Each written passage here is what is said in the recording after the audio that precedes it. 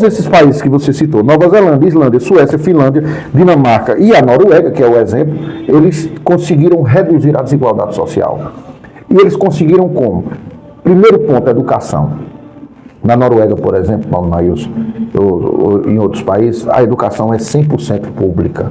Aonde estuda o filho do banqueiro, estuda o filho do gari. Então pressupõe as mesmas oportunidades. O professor que está lá na escola ensinando o beabá para o filho do primeiro-ministro, está ensinando também para o filho de quem serve na casa do primeiro-ministro. Então, existe uma relação dessa. Outro ponto do que diz respeito à educação são os salários. Não há diferenciação entre o salário do trabalhador mais básico e da ponta. Esse nível ele é mais equiparado, né? Equiparado, equilibrado justamente por conta dessa questão. Aí, depois de superar esses dois elementos, desigualdade social e também a educação, salarial, social e educação, nós temos outros fatores históricos, ou seja, são países que não são a região, né, que é mais Europa, Ásia, são civilizações mais antigas, que já enfrentaram muitos problemas semelhantes a esse, que evoluíram, digamos, também nesse campo. E tem uma coisa interessante como a Europa, como a França, como a Alemanha, a própria Inglaterra, que sempre foi um país que sempre se propôs a ser um país colonizador, sempre se propôs ser uma potência ultramarina. Então, esses países nunca tiveram isso. É um dado interessante que eu acho que afeta do ponto de vista cultural.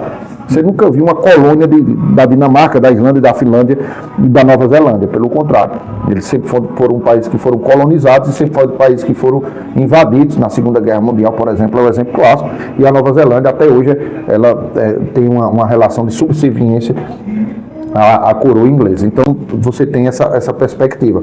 E, no fim das contas, eu penso que esse é o conjunto de elementos que tornam esses países mais democráticos.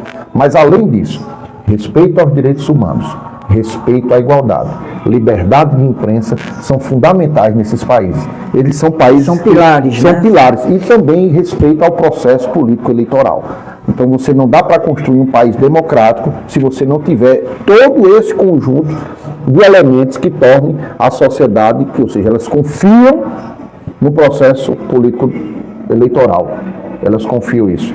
Redução da desigualdade social, respeito à liberdade de imprensa, liberdade de manifestação e liberdade de pensamento.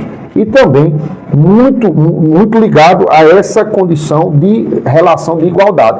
Igualdade de gênero, igualdade nas condições, igualdade na escola. Então, isso faz com que você crie um ambiente mais democrático, porque as pessoas, quando se olham como iguais, elas vivem uma sociedade melhor. A gente adoeceu também porque muitas pessoas se olhavam de forma diferente. O Brasil ficou e ainda está muito doente, a ferida ainda está aberta, porque ainda há essa relação de nós contra eles contra você é melhor, eu sou melhor que você. Então, quando você se deixa de se olhar de uma forma mais... Seja por corpo, pele, por opção sexual. Por opção sexual, por opção política. Então, você cria um ambiente de desigualdade, um ambiente de conflito. Então, além do mais, ainda tem todos esses ingredientes. Eu penso que isso deu esse caldo para que esses países se tornassem os países mais democráticos do mundo.